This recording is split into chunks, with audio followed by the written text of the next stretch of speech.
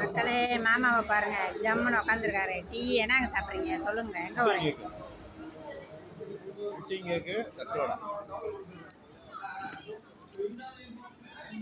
வேற டீ எல்லாம் இல்லையா?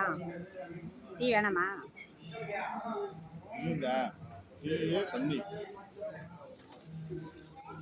இப்படியே பாருங்க மக்களே, பிரேக் பிரேக் இது வாலாந்தூர்ல வண்டியை போட்டு பிரேக் எடுத்துட்டு இருக்கோம். வாங்க டீ சாப்பிடலாம். மணி என்னன்னா 12:30. உச்சி வெயிலில் வந்துட்டு டீ குடிக்கலன்னா தான் வண்டி ஓடாது.